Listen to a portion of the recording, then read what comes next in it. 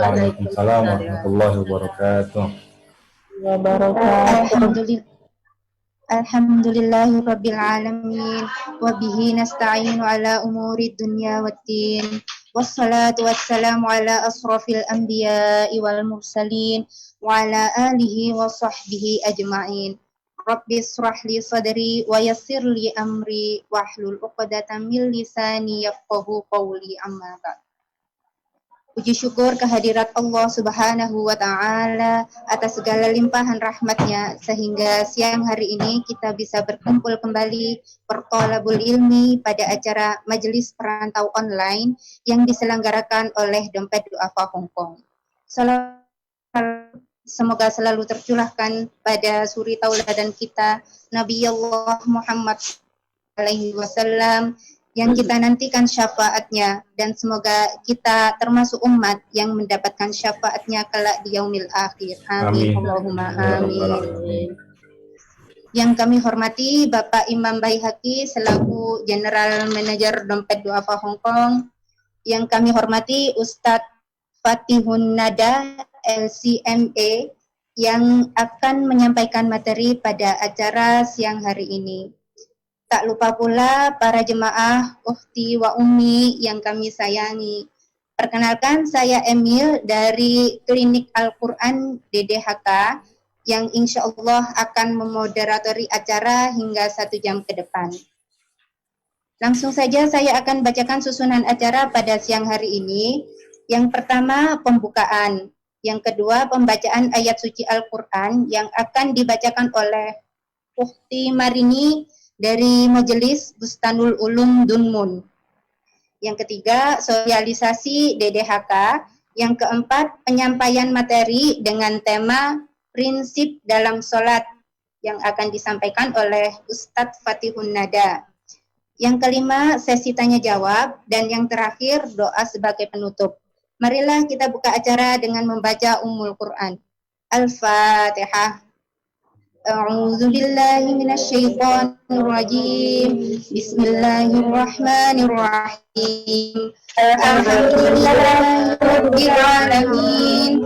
Arrahmanir rahim. Maliki yaumiddin. Iyyaka na'budu wa iyyaka nasta'in. Ihdinas siratal mustaqim. Siratal ladzina an'amta 'alaihim ghairil maghdubi 'alaihim waladdallin. Alhamdulillah. Semoga dengan pembacaan Ummul Quran tadi acara bisa berjalan dengan lancar. Amin, Allahumma amin. Memasuki pembacaan ayat suci Al-Quran yang akan dibacakan oleh Ukhti Marini. Kepada yang bertugas kami persilahkan. Tafadhol Ukhti. Terima kasih. Assalamualaikum warahmatullahi wabarakatuh. Waalaikumsalam warahmatullahi wabarakatuh. A'udzu billahi minasyaitonir rajim. Bismillahirrahmanirrahim. Wa aqimus salata wa atuz zakata warka'u ma'ar raki'in. Ta'muruna an-nasa bil birri wa anfusakum wa antum tasluna al-kitab. Afala taqilun. Asta'inu billah wa innaha lakabiratun illa 'alal khashi'in alladzina yadunnuna annahum mulaqu rabbihim wa annahum ilaihi raji'un. Shadaqallahul azim. Wassalamualaikum warahmatullahi wabarakatuh. Waalaikumsalam warahmatullahi wabarakatuh. Allahul azim, sadaqallahul azim. Jazakillah khair ukhti atas lantunan ayat suci Al-Quran yang sudah dibacakan. Semoga bisa menambah pahala dan juga keimanan bagi yang membaca maupun yang mendengarkan. Acara yang ketiga yaitu sosialisasi dompet duafa Hongkong sebagai berikut. Teman-teman, acara ini juga disiarkan secara live melalui fanspage Facebook Dompet Duafa Hongkong dan rekamannya akan diupload di channel YouTube DDHK News.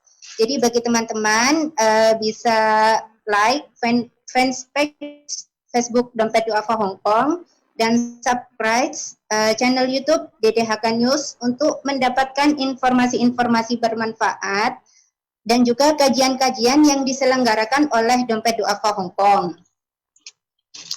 Memasuki acara yang ketiga, yang keempat, yakni acara penyampaian materi dengan prinsip dalam salat yang akan disampaikan oleh Ustadz Fatihun Nada.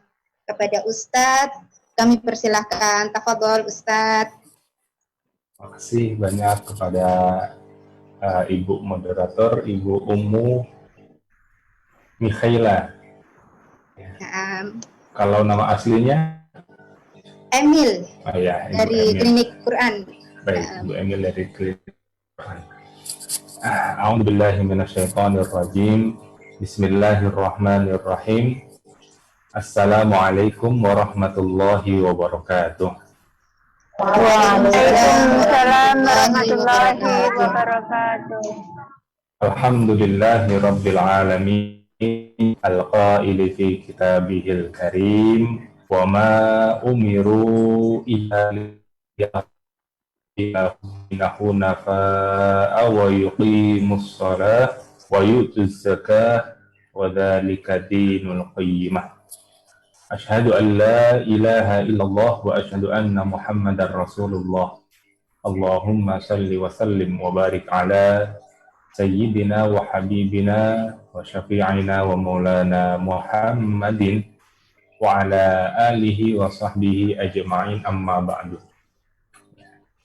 Sekali lagi saya ucapkan terima kasih banyak kepada Ibu Hilma, Ibu Elma ya. Emil Ustadz. Ibu Emil ya, lupa saya. Ibu Emil dari Klinik Quran sebagai moderator pada kegiatan hari ini yang telah memberikan kepada saya waktu untuk menyampaikan materi pada siang hari ini. Nanti saya minta informasi berapa lama durasi yang diberikan kepada saya untuk presentasi. Hingga 1 jam hingga jam setengah 4. Itu dengan sesi tanya jawab. Oh, ya. Jadi saya sesuaikan saja dengan bahan presentasi yang akan saya share ya pada kesempatan kali ini. Baik. Selanjutnya juga saya ucapkan terima kasih kepada Dompet Duafa perwakilan Hong Kong atau cabang Hong Kong yang telah berinisiasi menyelenggarakan kegiatan yang sangat bermanfaat ini yang disebut dengan Majelis Perantau Online ya, atau MPO, Majelis Perantau Online. Dari namanya saja sudah mencerminkan bahwa kegiatan ini ditujukan untuk para perantau atau warga negara Indonesia yang sedang berada di luar Indonesia. Nah, ya, mudah-mudahan ini juga menjadi ajang silaturahim dan ajang melihat kembali Indonesia walaupun hanya melalui online. Ini kalau ibu-ibu yang sudah berada di luar Indonesia atau di Hong Kong selama lebih dari 1 tahun ya mungkin punya rasa rindu, rasa kangen dengan suasana di Indonesia, khususnya di bulan Ramadan ini, ya, dengan suasana takjil yang begitu khas ada di Indonesia. Mungkin di Hong Kong ya bisa ditemui ya suasana takjil, tapi nuansanya pasti berbeda dengan di Indonesia. Nah, selanjutnya saya juga ucapkan terima kasih banyak kepada hadirat, ya, ibu-ibu atau akhwat, ya, ibu-ibu dan akhwat yang telah hadir berpartisipasi dalam mensukseskan kegiatan pada hari ini. Mudah-mudahan apa yang kita niatkan, apa yang kita lakukan pada kesempatan kali ini mendapatkan ganjaran yang sebaik-baiknya dari Allah Subhanahu wa Ta'ala, dan sekaligus kita mendapatkan ilmu yang bermanfaat. Amin. Amin. Allahumma amin. Ya. Baik, tema kita pada kesempatan kali ini adalah prinsip sholat. Dalam buku atau peta kurikulum yang disiapkan oleh Dompet Duafa, kemudian diberikan kepada saya, prinsip sholat ini akan membahas tentang hal-hal yang menjadi prinsip di dalam melaksanakan sholat. Maka itu bisa digambarkan pada 3 hal, yaitu tentang syaratnya sholat, kemudian rukunnya sholat, dan juga tentang hal-hal yang dapat membatalkan sholat. Nah, ini kira-kira presentasi atau bahan yang akan saya sampaikan pada kesempatan kali ini. Syarat, rukun, dan perkara yang bisa membatalkan sholat. Selanjutnya, ya, sebelum masuk pada materi, saya ingin menyampaikan bahwa sholat ini bisa menjadi nur di dalam hati setiap manusia. Memang sholat ini hanya perbuatan, hanya ucapan dan perbuatan yang kita lakukan, yang dimulai dengan takbiratul ihram dan diakhiri dengan salam. Tetapi bentuk kegiatan ini, perbuatan dan ucapan ini sesungguhnya punya nilai yang sangat mendalam, yang kalau berhasil digapai oleh pelakunya, maka akan memberikan cahaya tersendiri di dalam hatinya. Nah, kalau kemudian ada pertanyaan, bagaimana bentuk cahaya yang ada di dalam hati? Ya, jelas ini berbeda dengan cahayanya matahari. Kita bisa melihat mata, kepala. Berbeda dengan cahaya lampu yang kita bisa melihat ya secara nyata dengan mata kepala kita. Nah, cahaya yang merupakan dampak positif dari sholat yang dapat menyinari hati kita itu tidak bisa dilihat dengan mata kepala, tetapi itu bisa dirasakan oleh seluruh anggota tubuh kita. Intinya begini, kalau kita bisa selalu berhusnuzon, itu berarti hati kita sudah bercahaya. Kalau kita selalu bisa ikhlas dalam melakukan sesuatu, itu tandanya hati kita sudah bercahaya. Kalau kita sudah berhasil ya menghilangkan rasa-rasa entah itu amarah, dengki, dan lain sebagainya, itu tandanya hati kita sudah bercahaya dengan sholat kita.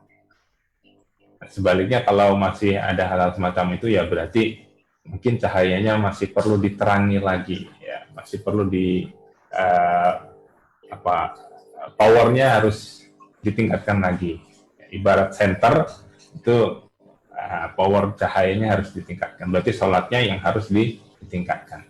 Nah, kita masuk pada pembahasan, kita akan melihat 4 poin besar. Pertama, pendahuluan tentang problem pengetahuan seorang muslim terhadap praktek sholat atau terhadap ilmu ya tentang sholat itu sendiri, prinsip-prinsip sholat.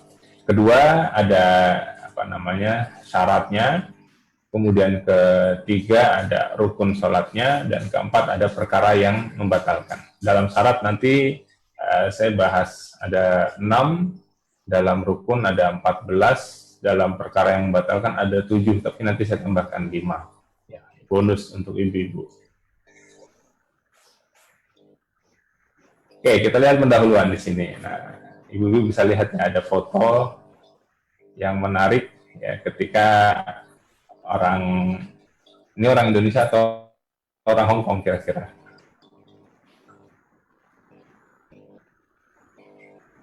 Indonesia. Orang Indonesia ya.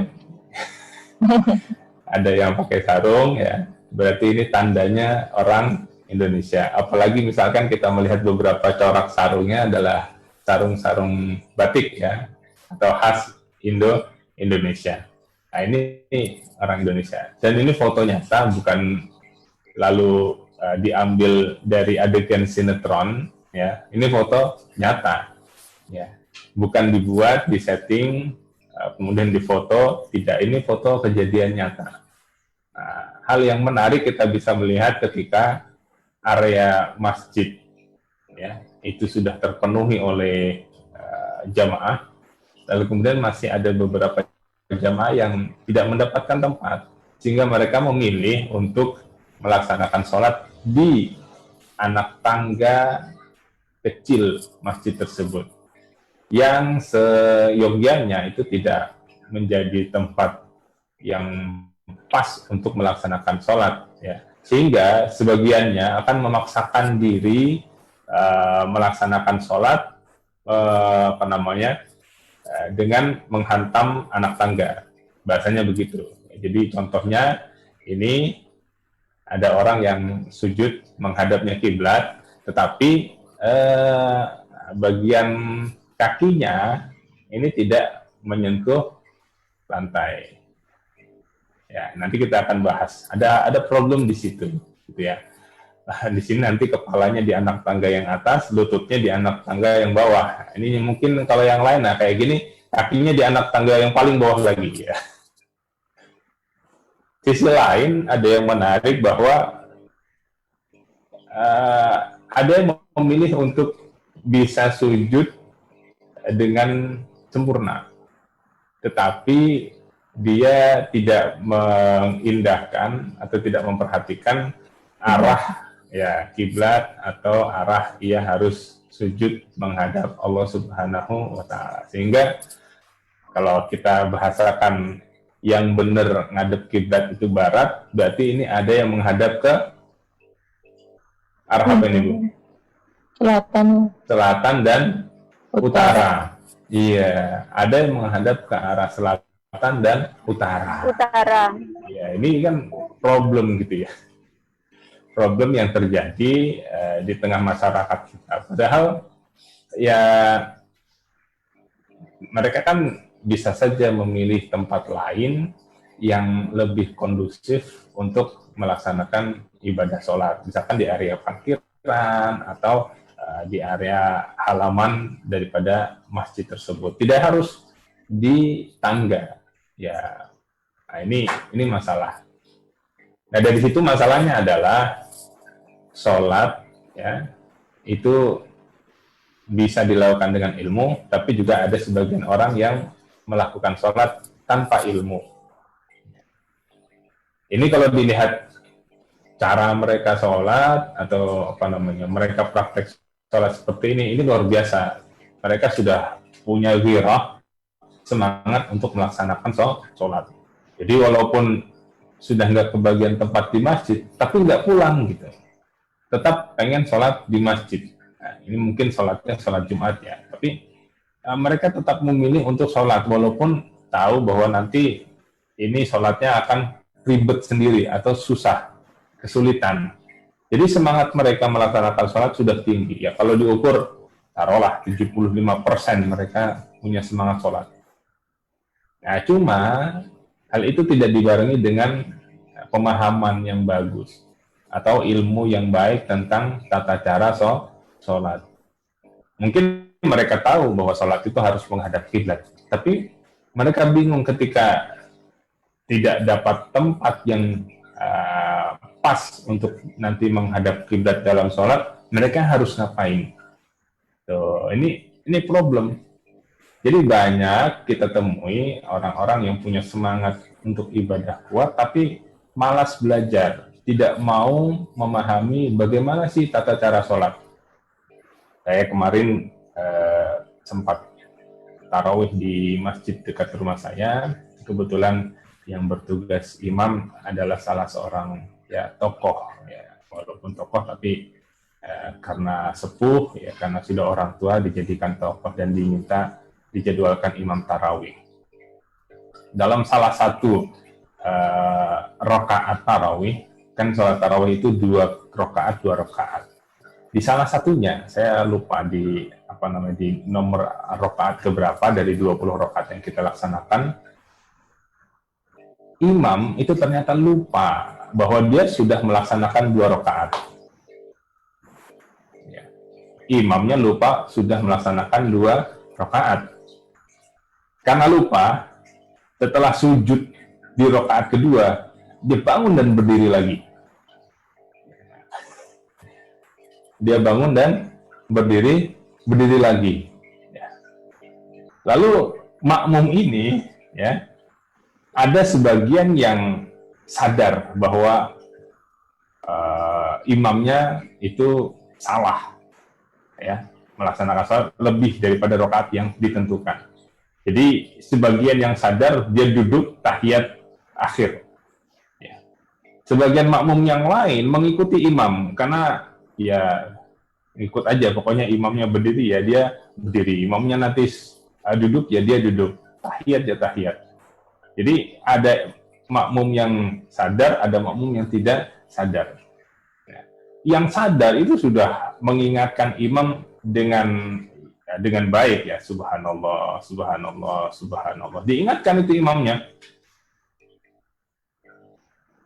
Ternyata imamnya itu bingung, dia harus bagaimana kalau sudah terlanjur berdiri, sudah terlanjur baca Al-Fatihah lagi, ya, lalu diingatkan oleh makmumnya bahwa dia salah atau melaksanakan rakaat melebihi rakaat yang ditentukan. Dia tidak tahu. Karena tidak tahu, akhirnya dia bablas terus. Dia melanjutkan bacaan Al-Fatihah, dia melanjutkan bacaan surah setelah Al-Fatihah, dia melanjutkan ruku, melanjutkan i'tidal, sujud, duduk, sujud lagi, baru dia tahiyat akhir. Dan di tahiyat akhir, dia itu memang dari awal paham bahwa sudah salah melaksanakan sholat, sudah menambah rakaat. Karena dia paham, akhirnya sebelum salam, dia sujud sahwi 2 kali. Ini problem lagi. Jadi, ketika salah dan tidak tahu bagaimana melakukan pembenaran, perbaikan terhadap kesalahan sholat, karena tidak tahu, akhirnya salah nambah salah. Sudah salah tambah salah.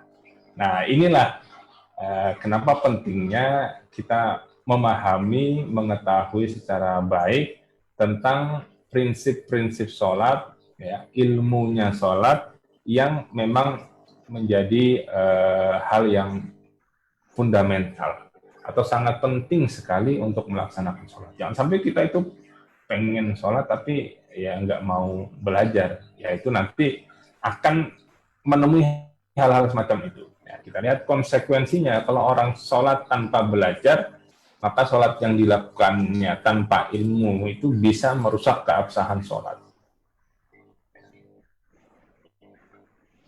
Bisa jadi ketika orang sholat salah dan dia belum tahu, itu tidak masalah bagi dia. Artinya sholatnya tetap sah, bisa jadi. Tetapi kalau kondisi itu dibiarkan, ya, sudah salah, lalu tidak mau belajar, ya lama-kelamaan itu tidak ada lagi dispensasi bahwa kesalahannya maklumi, diampuni oleh Allah Subhanahu wa Ta'ala. Ya, karena dia itu sudah punya kewajiban untuk belajar tentang sholat, bukan sekedar punya kewajiban untuk sholat. Nah, ini mudah-mudahan kajian kita pada kali ini ya bisa menambah wawasan, menambah pemahaman kita terhadap praktek sholat yang sebetulnya masalah syarat, masalah rukun, masalah perkara yang membatalkan sholat itu sudah sangat maklum ya di kalangan kita. Apalagi saya yakin ibu-ibu dan akhwat yang ada di Hong Kong pun sudah pernah belajar dan ini kan sudah dipraktekkan. Saya mudah-mudahan ini bisa mereview ya apa yang kita sudah pernah tahu sebelumnya. Nah, ini terkait dengan syaratnya sholat. Saya mengutip ya 6 perkara ini atau 6 syarat sholat ini dari salah satu literatur klasik fikih Islam, yaitu kitab Fathul Mu'in. Karena dalam dalam literatur fikih itu sangat banyak sekali, dan nanti kalau misalkan dibandingkan dengan kitab yang lain mungkin berbeda jumlahnya ya. Tetapi bisa kita jelaskan bahwa itu semuanya nanti ada titik temunya. Walaupun beda angka, ada syarat yang sekian, ada yang 6, ada yang misalkan 9, ada yang 8, tapi bisa kita cari titik temunya. Yang pertama adalah suci dari 2 hadas. Ya. Dalam surah Al-Baqarah ayat 222, Innallaha yuhibbut tawwabina wa yuhibbul mutatahhirin. Allah mencintai hambanya yang bertaubat dan yang bersuci. Nanti mutatahhirin itu banyak diterjemahkan dan ditafsirkan sebagai orang yang berwudu. Ya, kenapa taubat dengan wudu? Ya, itulah anjuran. Jadi kalau orang mau taubat, maka dianjurkan untuk berwudu setelah taubatnya. Gitu ya. Tidak mesti, karena syarat taubat itu nggak ada wudu. Syarat taubat itu ya minta ampun, menyesali perbuatan salahnya, dan iktikad untuk tidak mengulangi kesalahannya. Jadi nggak ada syarat taubat wudu di sini, nggak ada. Cuma ulama mengatakan setelah taubat wudu. Nah, itu formalitas orang mau membersihkan dirinya dengan wudu. Kemudian yang kedua, suci dari najis.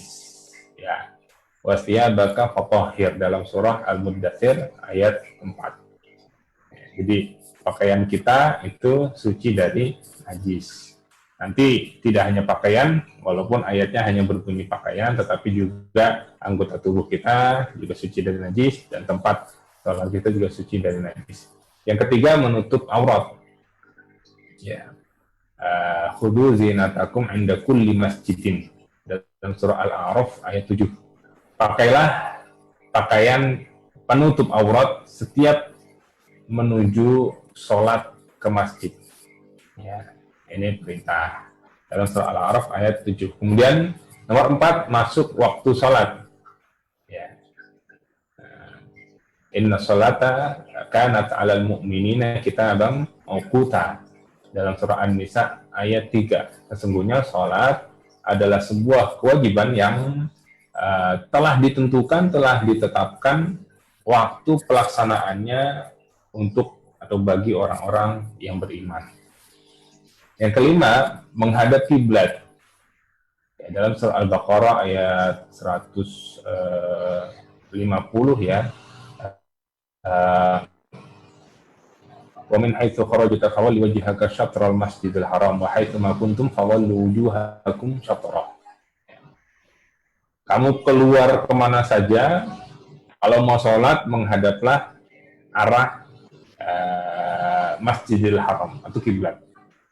Dan nanti di mana saja kamu berada, mau di rumah, mau di masjid, mau di lapangan dan lain sebagainya, di kantor, ya, sholat maka menghadaplah ke arahnya, arti arah Masjidil Haram atau arah kiblat.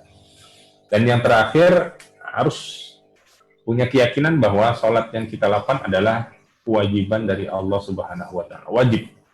Ya.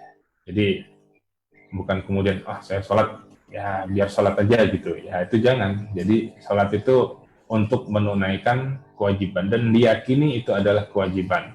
Nah, dalam sebuah riwayat Imam Bukhari, innamal a'malu binniyat. Jadi bagaimana orang itu niat untuk sholat, itulah nanti yang akan ditimbang benar tidaknya sholatnya. Kalau keyakinannya meyakini sholatnya itu tidak wajib, ya maka akan mempengaruhi keabsahannya. Nah, berikutnya saya akan sedikit banyak mengulas tentang 6 perkara tadi atau 6 syarat ya. Bersuci dari 2 hadas. 2 hadas ini adalah bisa disebut sebagai sesuatu yang najis, tapi bukan najis yang terlihat, bisa disentuh, bisa dilihat, bukan. Ya. Dan yang dihilangkan najisnya pun tidak terlihat. Itu namanya 2 hadas. Hadas itu juga najis, tapi najisnya bukan najis yang berbentuk benda, tapi tidak berbentuk benda, atau disebut sebagai najis hukmi. Bahasa kitanya najis secara status hukumnya. Ya. Jadi orang yang terkena 2 hadas kecil ataupun besar itu dianggap sedang dalam kondisi najis secara status hukumnya. Maka karena najis tidak boleh sholat, kan gitu. Maka karena najis maka misalkan tidak boleh melaksanakan tawaf, misalkan. Kenapa? Karena memang status hukum dirinya sedang dalam kondisi najis. Maksudnya najis bukan kemudian ini orang lagi najis jangan dekat-dekat, ya bukan. Bukan orangnya, tapi status hukum orangnya. Itu disebut dengan najis hukmi, najis status hukumnya. Itu 2 hadas. Ada yang kecil, ada yang besar. Ya. Nah, yang kecil itu bisa dihilangkan dengan cara berwudu. Dalam surah Al-Maidah disebutkan artinya, wahai orang-orang yang beriman, jika kamu hendak melaksanakan sholat, maka basuhlah wajahmu dan tanganmu sampai arah siku, sampai tempat siku, dan sapulah atau usaplah ya kepalamu, dan basuhlah kedua kakimu sampai kedua mata kaki. Yang kedua, ada hadas yang disebut hadas besar. Ya, hadas besar, ini yang sering disebut oleh kita dengan bahasa junub. Ini bahasa fikihnya juga begitu, junub. Ya. Nah, ini bisa dihilangkan dengan cara mandi. Ya. Mandi, ya, otomatis namanya mandi besar. Nah, dalam ayat yang tadi, 6 dari surah Al-Maidah, lanjutannya, jika kamu junub, maka mandilah. Jadi kalau pertama, kata Allah, kalau mau sholat, wudulah. Tapi kalau lagi mau sholat, itu sedang junub, maka bukan wudu, tapi mandi. Nah, yang ketiga ada cara bersuci untuk menghilangkan hadas yang kecil maupun yang besar sekarang. Ini unik. Kalau tadi wudu hanya yang kecil, mandi hanya yang besar. Tapi kalau tayamum itu yang kecil ataupun yang besar. Ya. Nah, ayatnya dilanjutkan oleh Allah Subhanahu wa taala, dan jika kamu sakit atau dalam perjalanan atau kembali dari tempat buang air besar atau menyentuh perempuan, maka jika kamu tidak memperoleh air untuk wudu gitu ya, maka bertayamumlah dengan debu yang suci. Caranya, usaplah wajahmu dan tanganmu dengan debu tersebut. Ya. Jadi caranya wudu dijelasin, caranya tayamum dijelaskan, caranya mandi tidak jelaskan. Nah, dalam ayat ini kan ketika Allah perintahkan jika kamu junub maka mandilah. Dijelaskan nggak caranya mandi? Tidak ya. Nah, ini kenapa? Karena mandi itu sesuatu yang lumrah bagi siapapun. Mau kita orang Indonesia, mau orang Arab, yang namanya mandi itu sudah lumrah. Tapi yang namanya wudhu, yang namanya tayamum, itu belum dikenal. Sehingga Allah ajarkan caranya wudhu, Allah ajarkan caranya tayamum. Karena mandi sudah mafhum sekali, sudah dikenal, maka tidak diajarkan caranya oleh Allah Subhanahu wa Ta'ala. Nah, ini suci dari dua hadas. Lanjut, suci dari najis. Kalau tadi disebut najisnya hukmi, sekarang najis yang aini kalau dalam bahasa fikihnya. Nah, najis aini itu najis yang kelihatan bentuknya, bendanya. Bisa dilihat, bisa disentuh, atau bisa diraba.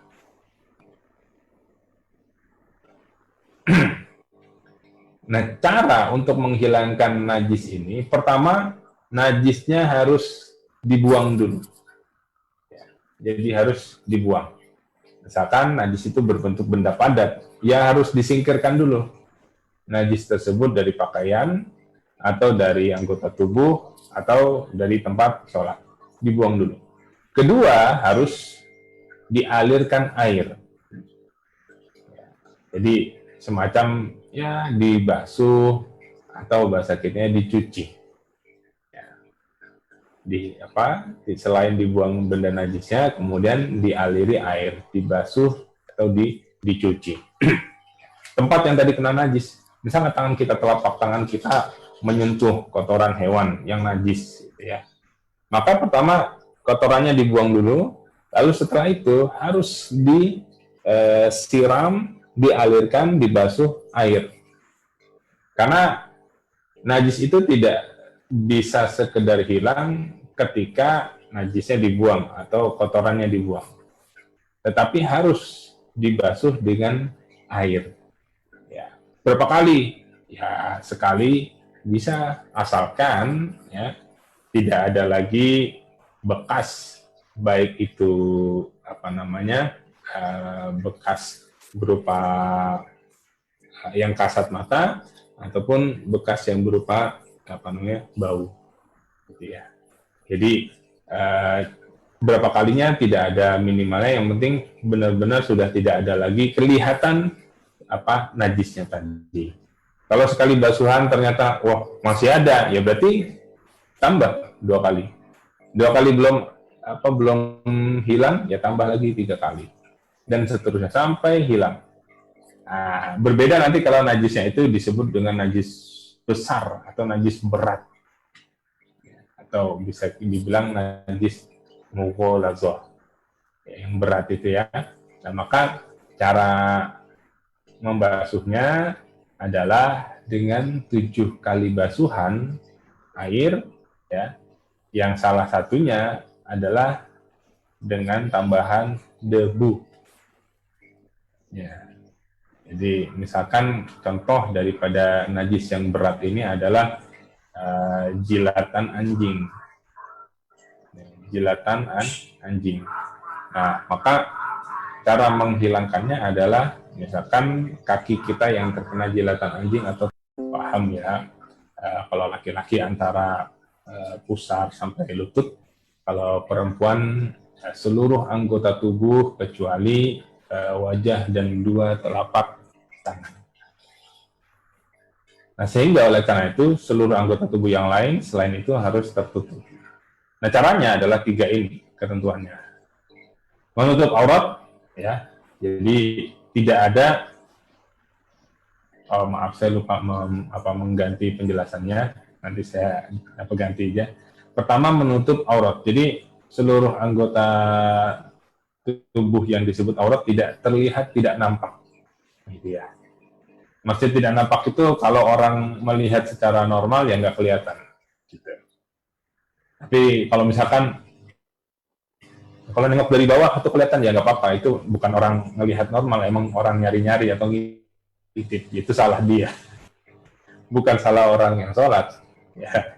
Kalau begitu nanti orang Indonesia repot karena sholatnya pakai sarung, ya nggak bisa itu sarung. Ya memang dari bawah pasti kelihatan gitu kan. Nah, jadi menutup aurat. Yang kedua, dalam menutup aurat itu tidak boleh menggunakan bahan yang memperlihatkan warna kulit, atau kita bisa bilang bahan yang transparan. Kalau ya misalkan saja ya, seseorang sholat, bahan yang digunakan untuk pakaian sholatnya itu transparan sampai ya kelihatan warna kulitnya, maka tidak dianggap telah menutup aurat, sehingga dia tidak memenuhi salah satu syarat wajibnya sholat, otomatis sholatnya tidak sah. Jadi ya kalau misalkan ya, wah saya punya mukena bagus, karena saking bagusnya bahannya tipis gitu, dan bisa memperlihatkan apa namanya warna kulit. Kalau mau dipakai ya silahkan, tetapi harus pakai bahan tambahan, baik di dalam ataupun di luar, silahkan pakai itu. Tapi harus dengan bahan tambahan yang memang bisa menutup warna kulit. Ya, karena sebagus apapun ya mukena kalau tidak bisa memenuhi syarat ini ya tetap tidak sah nanti sholatnya. Yang ketiga, bahan yang digunakan atau pakaian yang digunakan tidak boleh menggambarkan bentuk tubuh, atau bisa kita katakan sebagai apa ya, nama jenis pakaian yang ketat ya, yang ketat. Ini tidak boleh. Jadi tidak boleh menggambarkan bentuk tubuh, misalkan tangan atau bagian apa namanya tubuh, perut, dada dan lain sebagainya, atau sampai ke bawah kaki. Ya, tidak boleh. Ya. Jadi itu yang namanya menutup aurat, bukan sekedar pakai baju, bukan sekedar pakai mukena, tapi ada 3 hal yang perlu diperhatikan. Jadi kalau misalkan sholat pakai baju, tapi baju kayak baju renang, gitu ya. Baju renang kan ada baju renang muslimah ya, ibu-ibu ya. Ada ya baju renang muslimah ya. Tapi yang namanya baju renang kan bukan kayak mukena. Ya. Dia menggambarkan bentuk tubuh orang tersebut. Ini nggak boleh buat sholat. Namanya bukan pakaian untuk menutup aurat. Ya walaupun ya itu disebut baju renang muslimah, tapi kalau untuk sholat nggak bisa. Kira-kira begitu. Nah, berikutnya waktu sholat. Jadi jangan sampai belum azan ya kita nggak tahu waktu sholat, terus sholat duluan. Nah, itu jangan. Tapi kalau azannya belum dikumandangkan dan kita tapi sudah yakin ini sudah masuk waktu sholat dan kita tahu ilmunya apa sih tandanya waktu sholat, ya silahkan. Karena waktu sholat itu bukan azan. Azan itu salah satu media kita mengetahui sholat sudah masuk waktunya atau belum. Ya. Tapi bukan satu-satunya media. Patokannya adalah, kalau nanya patokannya, apa sih patokannya gitu ya.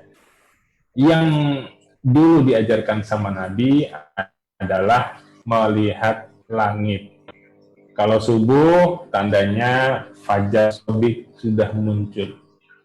Ya, jadi fajar shodiq itu ya apa namanya mega di waktu subuh ya, dan itu mega yang terang itu sudah muncul. Itu namanya waktu subuh. Kalau zuhur, matahari sudah berada tegak dan sedikit sudah apa namanya mulai jatuh. Ya, itu sudah masuk tuh zuhur. Asar itu ditandai dengan apa namanya tinggi matahari, tinggi bayangan satu benda, ya itu sudah sama dengan tinggi benda tersebut. Ya, berarti sudah masuk ke asar. Nah, kemudian maghrib sudah tenggelamnya matahari. Isya sudah muncul mega ya di waktu Isya. Nah, cuma ini kan repot kalau kita mau sholat terus harus keluar rumah, lihat langit, gitu kan. Apalagi kalau hujan, ya hujan tuh rata-rata ya nanti akan terganggu yang hal-hal semacam ini. Mendung, ya itu terganggu. Nah sekarang kita sudah punya hisab, ya, atau falak. Nah itulah standarisasi sudah diukur oleh ahlinya, ditentukan oleh ahlinya jam berapa lewat berapa menit itu berarti masuk waktu subuh. Jam berapa lewat berapa menit waktu zuhur. Ya, tinggal kita beli kalender yang ada itu jadwal hisab atau falakiyahnya. Oke, nah terkait waktu sholat ada pembahasan begini.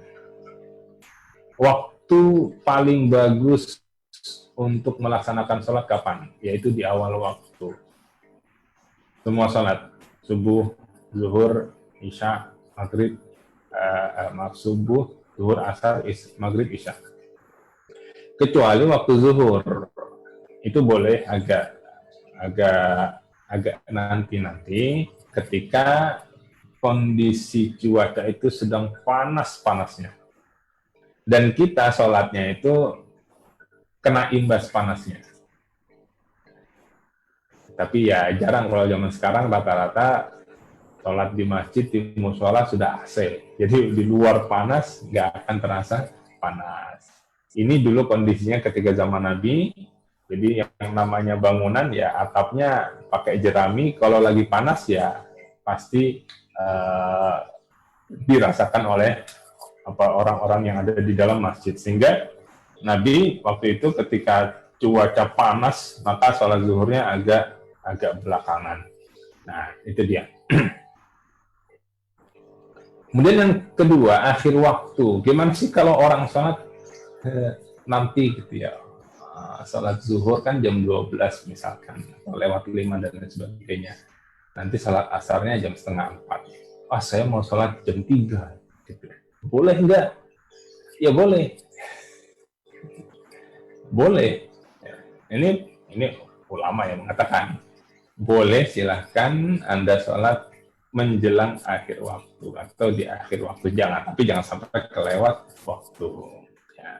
Kenapa? Karena kalau ulama bilang nggak boleh, itu nyusahin orang. Ya. Hal yang sebetulnya boleh kok dibilang nggak boleh, itu namanya menyusahkan orang. Jadi ulama fair aja, ya boleh. Walaupun tetap itu bukan waktu terbaik untuk melaksanakan sholat, tapi masih boleh. Sehingga misalkan ya artinya orang yang kelupaan atau lain sebagainya kondisi itu, dia sampai akhir waktu dan baru mau sholat, ya langsung sholat. Kenapa? Karena memang boleh. Ya, walaupun tidak termasuk yang paling baik dalam melaksanakan sholat. Nah terakhir, bagaimana sih sholat itu dianggap tidak qadha? Bagaimana sholat kita itu dianggap masih dilaksanakan tepat atau pada waktunya? Ya. Hafizu ala sholawati was sholatil wusta. Peliharalah, jagalah sholat-sholatmu, khususnya sholat pertengahan. Bagaimana sih orang itu dianggap telah menjaga, memelihara sholatnya? Artinya sholat dalam waktu yang adaan. Karena kan ada sholat yang kita niatkan adaan, itu di dalam waktunya. Ada sholat yang kita niatkan qadhaan, misalkan. Ya, sholat qadha itu ya kita tiduran, misalkan bangun subuhnya, bangun paginya jam 7 ya. Kalau jam 7 di Hongkong sudah terbit matahari atau belum, Bu? Sudah siap, Pak? Sudah siang sekali. Matahari terbit jam berapa? Okay. Sudah siang. Jam 8. Kira-kira matahari terbit jam berapa? Setengah tujuan. Setengah tujuan ya. Ya berarti kira-kira misalkan setengah 7 itu sudah lewat waktu subuh lah ya. Iya. Ya. Subuhnya jam berapa?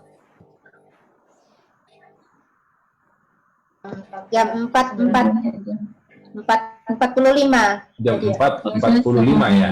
Sekitar ya. Sekitar itu ya. Ya. Jam 4.45 kayak ya mungkin jam 6-an di atas 6 lewat itu sudah habis waktu sholat subuh. Nah, misalkan ada orang bangun jam 7 berarti kan sudah kelewat dari waktu subuh. Maka dia niat sholatnya harus qadhaan, tidak boleh adaan. Kenapa? Karena dia sudah melaksanakan sholat di luar waktu yang ditetapkan, yang dibatasi. Maka dia harus melaksanakan sholatnya qadhaan. Nah, batas bagaimana si orang itu masih dibilang sholatnya tepat waktu, ya, tidak qadha. Nah, ini. Jika seseorang telah melaksanakan 1 rakaat di waktu subuh atau di waktu zuhur. Jadi ini udah mau habis waktu zuhur, ya. Lalu dia sholat Allahu Akbar. Dalam perjalanan sholat di rakaat kedua, ketiga, atau keempat azan datang. Berarti dia sudah mendapatkan 1 rakaat atau lebih di dalam waktu sholat. Maka hal itu dinyatakan sebagai sholat pada waktunya, walaupun sisa rakaatnya itu dilaksanakan di waktu asar tadi. Sudah masuk azan waktu sholat asar. Tetapi karena 1 rakaat pertama dia sudah laksanakan selesai di sholat zuhur, di waktu zuhur, maka dia tidak perlu mengganti niatnya jadi qadhaan. Karena niatnya yang adaan sudah diterima. Nah, hitungan yang namanya 1 rakaat adalah ketika misalkan kita sholat Allahu Akbar, lalu kita baca Al-Fatihah, lalu kemudian kita rukuk, itu sudah dinyatakan mendapatkan 1 rakaat. Tidak perlu sampai sujud, lalu berdiri lagi rakaat kedua untuk bisa dianggap mendapatkan 1 rakaat. Yang penting sudah rukuk, itu kita dianggap sudah mendapatkan 1 rakaat. Ya, oke. Tapi kalau Allahu Akbar lagi baca Al-Fatihah azan, ya sudah, itu namanya qadhaan. Sudah tidak dianggap sholat di waktunya. Sudah terlambat, kata malaikat ini nyatetnya. Nah, sekarang menghadap kiblat. Nah, menghadap kiblat itu kalau kita masuk kategori yang kedua. Tapi kalau sedang umroh, haji, dan tawaf nanti di Masjidil Haram atau di sekitar area Masjidil Haram, masih dekat kelihatan Masjidil Haramnya, itu kita beda kondisinya. Ketentuannya pun beda. Kalau orang yang melihat Masjidil Haram, apalagi ada di dalam Masjidil Haram, melihat Ka'bah langsung, mau nggak mau sholatnya menghadap kiblat pas, tepat, tidak boleh geser sedikit pun. Ini nggak.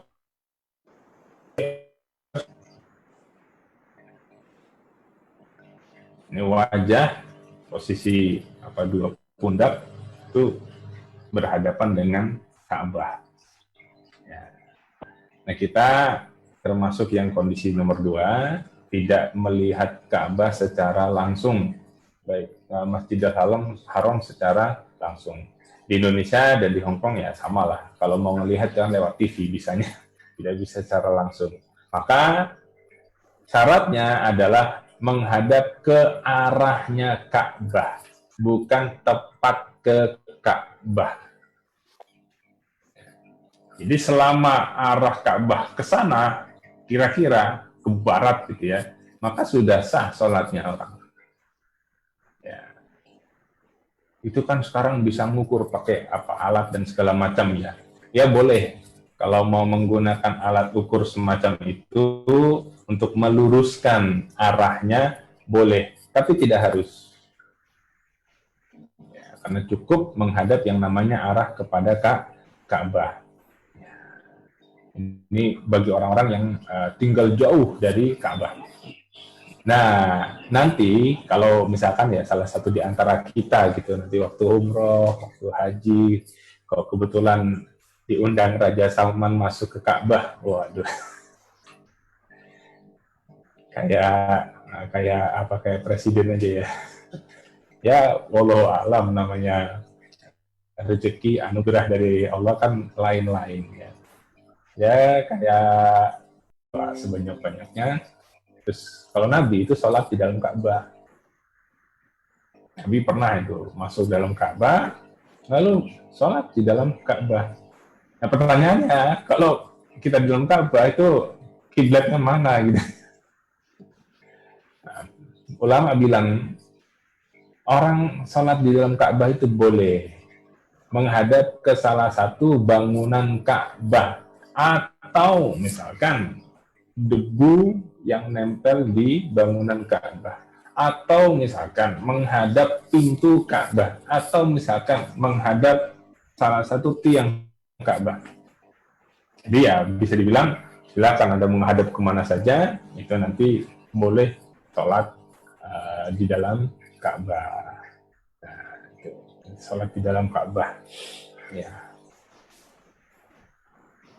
Nah, selanjutnya kita meyakini kewajiban sholat. Maksudnya di sini adalah bahwa kalau sholat subuh, yakin dan paham betul bahwa hukumnya sholat subuh itu wajib. Ya. Nah, kalau sholat yang sunnah, ya jangan dianggap wajib. Kemudian yang kedua, rukun sholatnya, yang nanti kita akan bahas, itu pun harus diyakini sebagai sesuatu yang wajib. Jadi misalkan membaca Al-Fatihah, kita kan katakan itu rukun dan wajib. Jangan sampai kita bilang dalam hati Al-Fatihah nggak wajib. Tapi kita baca, walaupun kita baca, tapi dalam hati kita bilang Fatihah nggak wajib, nah itu nanti salah, tidak sah sholatnya. Jadi dalam hati setiap rukun yang kita lakukan nanti itu diyakini sebagai sesuatu yang wajib. Nah, kita masuk pada pembahasan kedua, rukunnya sholat. Ada 14 dalam kitab tersebut. Sekali lagi, dalam beberapa literatur kitab yang lain, itu bisa berbeda. Ada yang cuma 11, ada yang sampai 17, 16, dan lain sebagainya. Tapi semuanya nanti bisa dijelaskan. Beda-bedanya, apa sih yang bedanya nanti bisa dijelaskan. Ya. Intinya, nggak ada yang beda. Kecuali kalau beda madhab ya sudah beda lain urusannya. Tapi kalau dalam madhab Syafi'iyah, bagaimanapun penomoran dan pembagiannya, penjelasan urutannya, itu semuanya nanti bisa dijelaskan sama. Nah yang pertama niat, ya niat yang ditegaskan di dalam hati. Ya. Yang kedua takbiratul ihram, ya mengangkat tangan seraya mengucapkan Allahu Akbar. Ya, nanti antara pria, wanita, nah itu nanti disesuaikan. Insya Allah kalau yang kaitannya dengan praktek, kalau tidak salah kita ketemu lagi minggu depan, itu yang masalah prakteknya. Ini sekarang teorinya, nanti yang minggu depan kita prakteknya. Dimohon nanti disiapkan ibu-ibu, akhwat yang ada di sana, kalau nanti diminta memperagakan, ya diupayakan atau dicoba memperagakan. Oke. Kemudian yang ketiga adalah berdiri. Nah, tentu bagi orang yang mampu berdiri. Kalau yang tidak, ya sesuai kemampuannya. Yang keempat, membaca surah Al-Fatihah. Ya, tentunya dengan baik dan benar. Ya, tadi awal Ibu siapa lagi tadi, saya lupa namanya. Sebagai moderator, Ibu Mbak Emil. Mbak Emil, Pak Ustaz. Mbak Emil. Nah, Harus saya tulis namanya ini. Tadi Mbak Emil dari Klinik Quran itu membuka acara dengan bacaan surah Al-Fatihah. Dan tadi beberapa ibu-ibu atau mbak-mbak, akhwat, juga ikut turut bersama membaca. Dan alhamdulillah ketika saya dengarkan bacaannya sudah terhitung baik sekali. Adapun kurang dan lebihnya bisa ditingkatkan saja, tetapi sudah sangat cukup sekali ya. Oke. Nah, membaca surah Al-Fatihah itu harus dengan baik dan benar. Ya, bagaimana kalau yang belum bisa, ya nggak apa-apa, sebisanya baca. Tetapi tidak boleh tidak belajar. Karena yang nggak bisa kemudian nggak belajar, maka ya salah juga ujungnya. Nah, kalau yang belum bisa harus belajar. Belajarnya bagaimana? Ya macam-macam orang belajar itu. Nah, yang paling mudah belajar ya bersama guru, di hadapan guru, kemudian ketika sholat ya berjamaah, nanti mendengarkan imam itu cara bacanya bagaimana. Nah, itu nanti akan sangat mudah atau membantu untuk belajarnya. Jadi jangan sampai kesalahan-kesalahan ringan misalkan ya itu terjadi ketika membaca surah Al-Fatihah. Contohnya misalkan gini ya,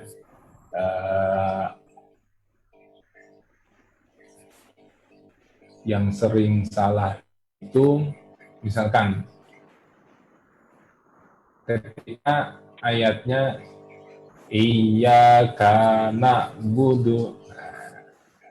Jadi iyyaka na'budu wa iyyaka nasta'in. Nah itu saya kalau nggak salah sering mendengar kalau anak kecil ngaji cara bacanya begitu. Iyyaka na'budu wa iyyaka nasta'in misalkan ya. Jadi ada satu huruf yang seharusnya tidak boleh dibaca dengan panjang, tetapi dibaca dengan panjang, yaitu du. Na'budu. Nah, ya terkadang kesalahan itu bukan disengaja, kadang kesalahan itu lahir karena tanpa kesadaran. Biasanya itu terjadi karena ketika membaca na'budu, kemudian mau membaca setelahnya itu tidak langsung terkonek. Ya. Sehingga dia harus membutuhkan waktu sebentar untuk meraba apa yang dibaca setelahnya. Nah, ketika masa penungguan tersebut, du-nya akhirnya dilepaskan. Du, wa iya, nah itu salah. Karena salah yang semacam itu pun, itu akan sangat membahayakan dalam membaca Al-Fatihah di sholat. Ya kalau bisa dibilang kalau sengaja membacanya seperti itu padahal tahu persis itu salah, batal sholat. Ya. Jadi kalau ada orang paham cara baca Al-Fatihah yang benar, tetapi dia membaca Al-Fatihah dengan cara yang salah, batal sholatnya.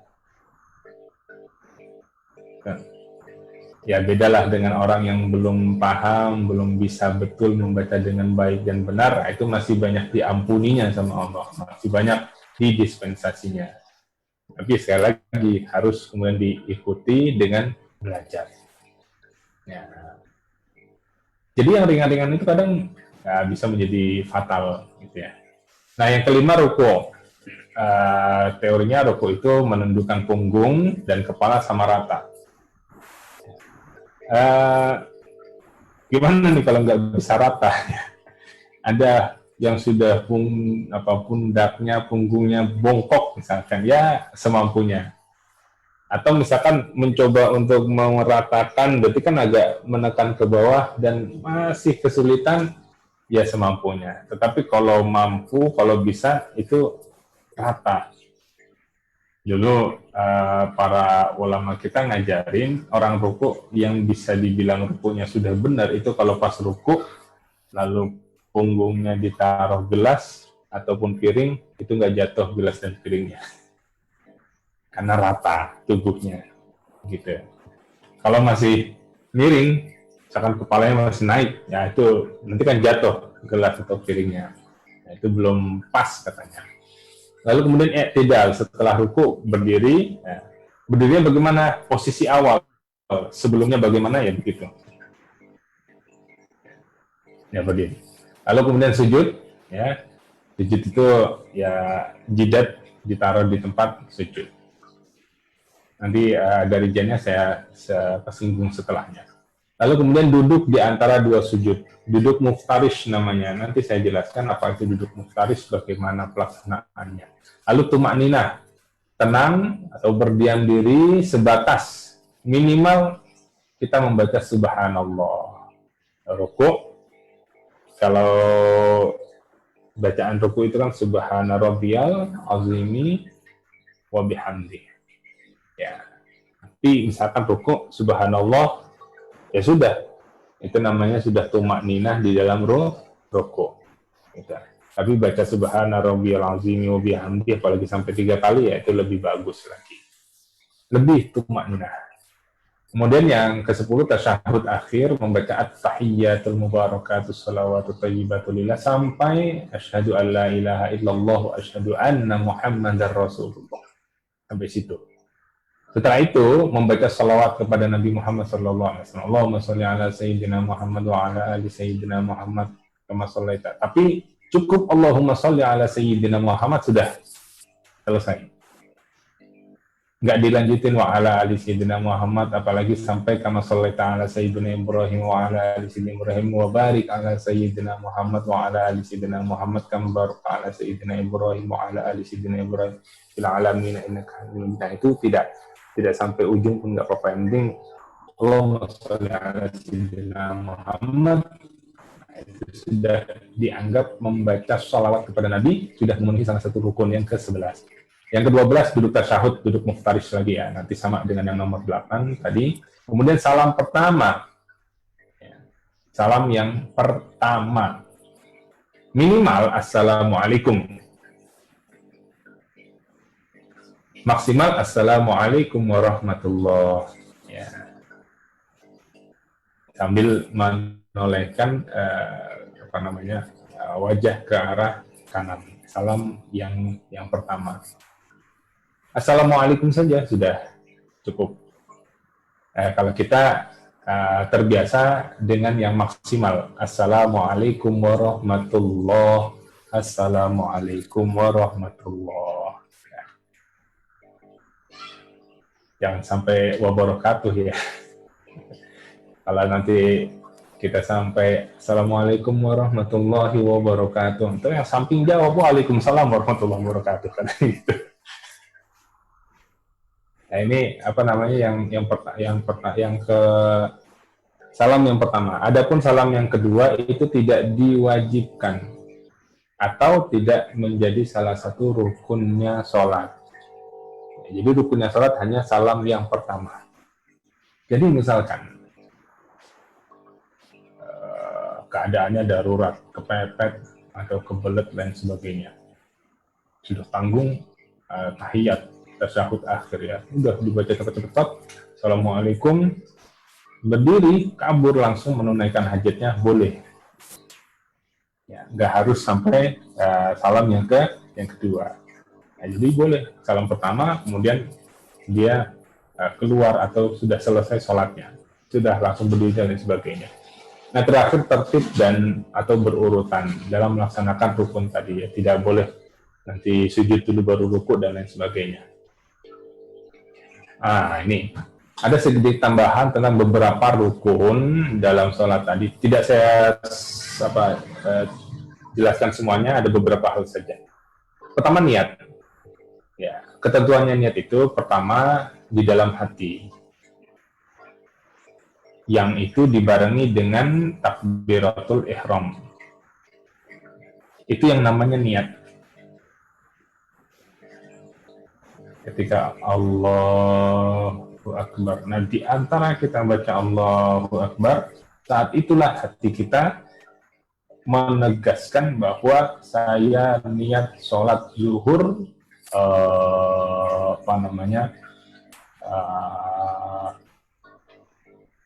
karena fardu atau niat sholat wajib zuhur.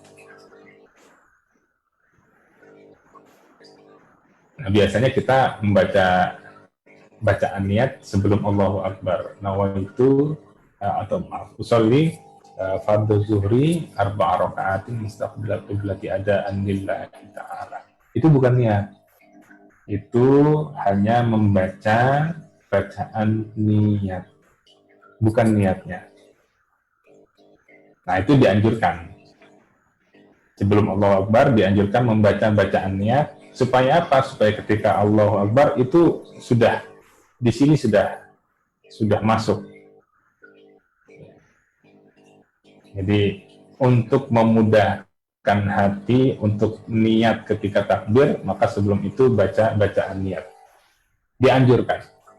Kemudian yang berikutnya adalah niat berbarengan dengan takbiratul ihram tadi sudah. Lalu kemudian dalamnya tuh harus menentukan sholatnya itu apa. Zuhur kah, subuh kah, maghrib kah, isya atau asar. Jadi harus jelas sholatnya apa. Nah, kemudian yang berikutnya menentukan jenis sholatnya, wajib atau sunnah. Kira-kira begitu.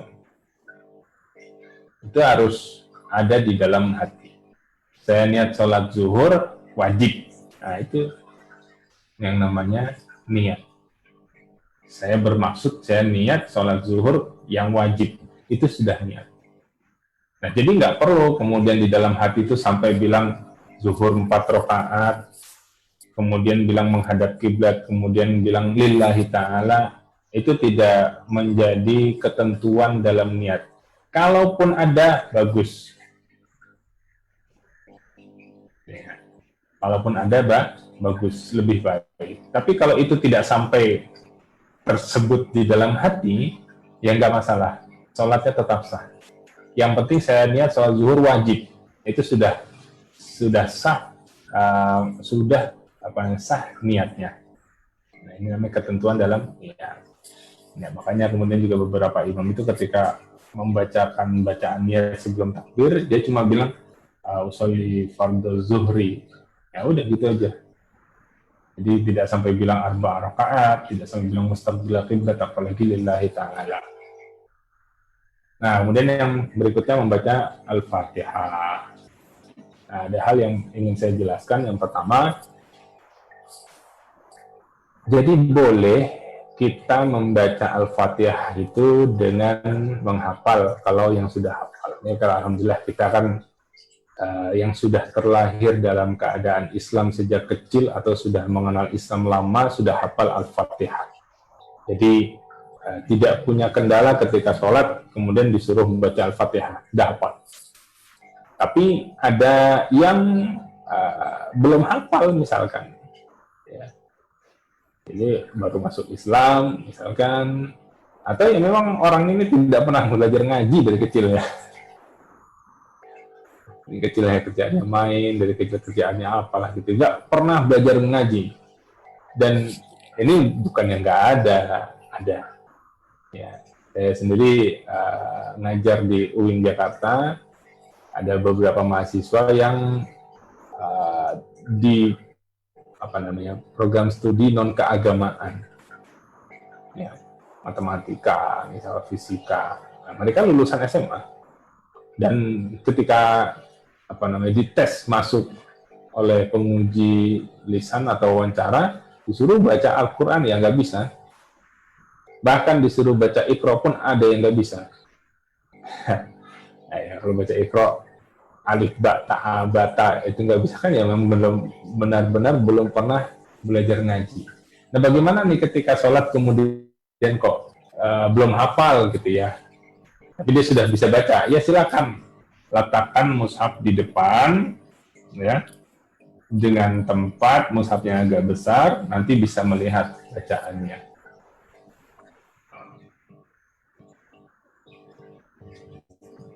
Belum bisa baca bahasa Arabnya ya, kalau misalkan ada yang terjemahan, yang penting nanti pas melafalkannya silakan. Belum bisa ya sudah, baca apa saja yang bisa. Kalau sudah Allahu Akbar bisa ya baca Allahu Akbar lagi. Sudah bisa subhanallah ya baca subhanallah. Ya, ini bentuk-bentuk keringanan. Dari mulai silakan membaca Al-Fatihah dengan menghafal. Kalau belum hafal silakan membaca Al-Fatihah dengan membaca. Kalau belum bisa lagi silakan. Masih banyak cara-cara, yang penting sholat. Nah, cuma kalau sudah bisa ya harus membaca Al-Fatihah. Gitu ya. Nah, yang kedua tentang basmalah. Nah, ini basmalah dalam pendapat Imam Syafi'i termasuk daripada ayat surah Al-Fatihah sehingga harus dibaca. Kalau sholatnya maghrib, isya, subuh ya dibacanya dengan suara yang keras bersamaan dengan Al-Fatihah. Terakhir harus fasih. Ya, fasih membaca, artinya fasih itu ya baik dan benar secara tajwidnya. Kita lanjutkan tentang sujud sekarang. Sujud tuh ada 7 anggota tubuh yang harus diperhatikan dan itu nempel di tempat sholat kita. Pertama adalah wajah. Wajah itu maksudnya sebagian jidat atau bagian jidat. Ya, ini wajah. Maksudnya wajah adalah ini jidat. Hidung tidak termasuk yang harus, apalagi mulut juga tidak termasuk yang harus. Yang harus adalah ini. Jangan sampai nanti orang hidungnya doang yang ditempelin, nah tidak sah sholatnya. Atau mulutnya doang yang ditempelin, ya tidak sah sholatnya. Apalagi yang pipinya doang, nah ini parah lagi ya. Kemudian yang kedua dan ketiga adalah kedua telapak tangan. Kedua telapak tangan ditempelkan ke tempat sujud. Yang berikutnya, yang ke 5, 1, 2, 3, 4, 5 ya, adalah kedua lutut. Kedua lutut nempel. Dan yang ke-6 dan ke-7 adalah kedua ujung telapak kaki. Kedua telapak kaki. Jadi ya bahasanya ada yang boleh mengatakan cuma jempolnya saja atau bagian jari-jarinya, tapi ada yang sampai kepada bagian ini, kaki. Itu sujud. Nah, sekarang duduk muftarish, yang duduk di antara dua sujud ataupun duduk di tahiyat, baik awal ataupun akhir misalkan ya. Nah, ini caranya adalah kaki sebelah kiri itu ditaruh di bawah tubuh dan dijadikan dudukan. Lalu kemudian kaki yang kanan itu berada di samping, di sisi luar. Tidak dijadikan tempat duduk. Ya. Nah, kemudian telapak kakinya ya itu ditegakkan posisinya sehingga jari-jarinya itu menghadap ke arah kiblat. Ya. Jadi seperti ini. Tidak perlu nanti harus dipaksakan 4 jari atau 5 jari menghadap kiblat. Ada yang bisa lentur, ada yang nggak bisa. Ya minimal jempolnya itu menghadap kiblat. Karena kalau yang tidak biasa ya itu tidak lentur, kaku, susah untuk mempraktikkan hal yang semacam itu. Namanya duduk muftarish.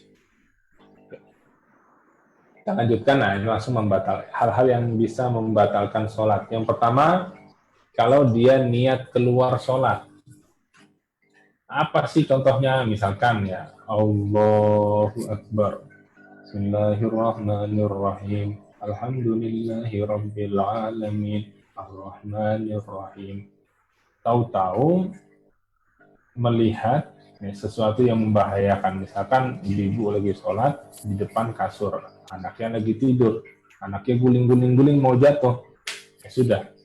Misalkan mau nyelamatin, nolong anaknya, ya udah. Artinya dalam diri saya batalin sholat saya untuk menolong anak saya.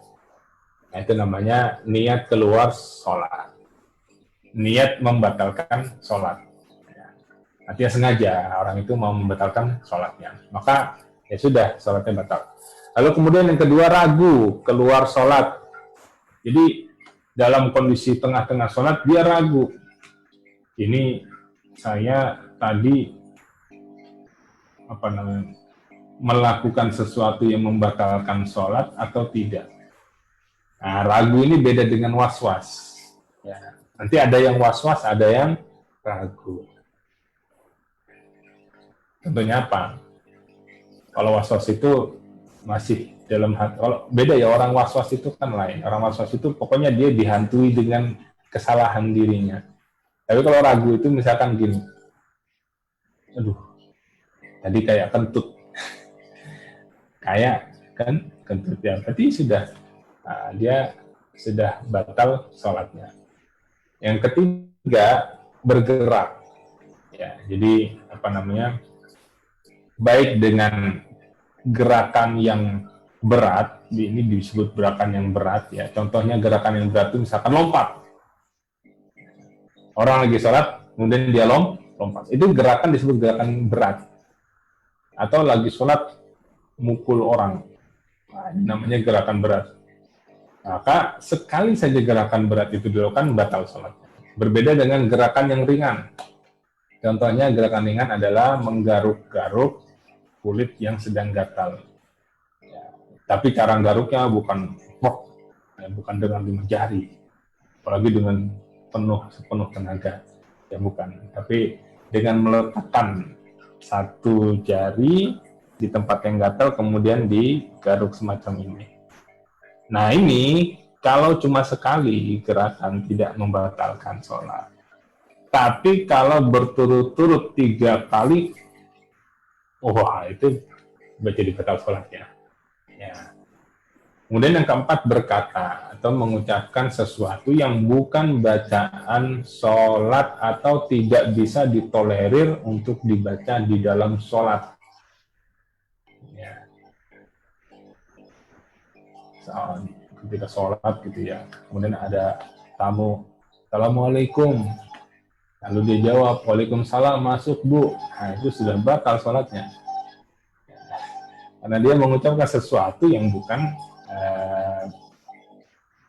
perkataan yang ditolerir di dalam sholat. Kemudian yang kelima, makan atau minumnya, ini sama seperti puasa. Ya, jadi makan minum termasuk misalkan ya biasanya nih ya, kalau orang sebelum sholat kemudian dia makan dulu dan belum membersihkan area mulutnya dengan sisa makanan yang ada, lalu kemudian di dalam sholat itu sisa makanan tahu-tahu muncul dan bisa dirasakan, lalu kemudian sengaja ditelan, maka batal sholatnya. Daging nempel di selai gigi. Nah, kemudian sholat, pas tengah-tengah sholat kok dagingnya keluar dan bisa dirasakan oleh mulut, lalu kemudian ditelan, batal sholatnya. Nah, harusnya nggak boleh ditelan, harusnya boleh dikeluarkan saja, itu nggak masalah. Lalu kemudian yang keenam, menambahkan rukun, misalkan rukunya jadi 2, ya, itu juga membatalkan sholat kalau sengaja. Termasuk tadi ya, menambahkan rakaat sholat. Harusnya sholat tarawih 2 rakaat, tapi menjadi 3 rakaat. Nah, itu juga membatalkan sholat. Jadi, kalau dia masih dalam kondisi lupa, itu nggak batal. Tapi kemudian dia bangun rakaat ketiga dan diingatkan oleh makmum, lalu kemudian dia sadar bahwa dia melaksanakan sholat 3 rakaat, maka tidak boleh melanjutkan lagi. Seketika itu langsung duduk tahiyat. Baik diingatkan dan ingatnya waktu berdiri atau lagi ruku, kok ingat, ya udah langsung duduk tahiyat. Jadi nggak boleh melanjutkan rakaat yang nambah itu.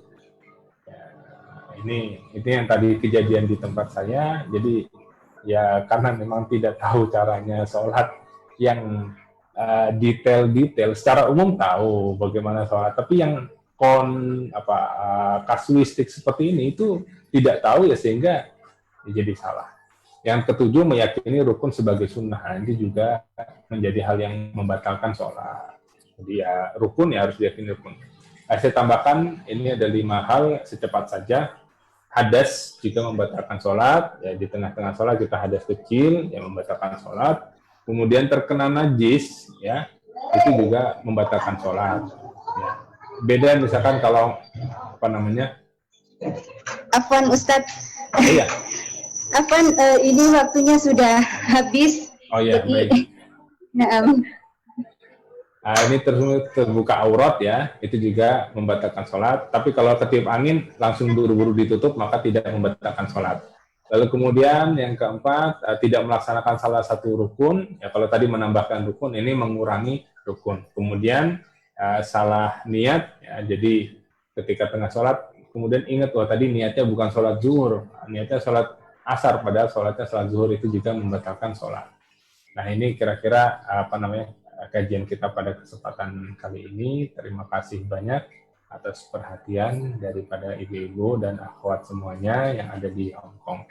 Mungkin selanjutnya kami kembali kepada Mbak Mil sebagai moderator. Alhamdulillah, jazakallah khair ya Ustadz atas segala ilmunya.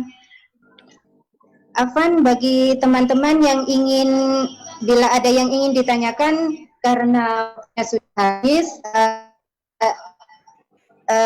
konsultasi langsung ke nomor WA yang tertera di grup ya. Baik, marilah kita langsung saja kita tutup dengan doa Ustadz. Bisa dipimpin doanya Ustadz. Ya, baik.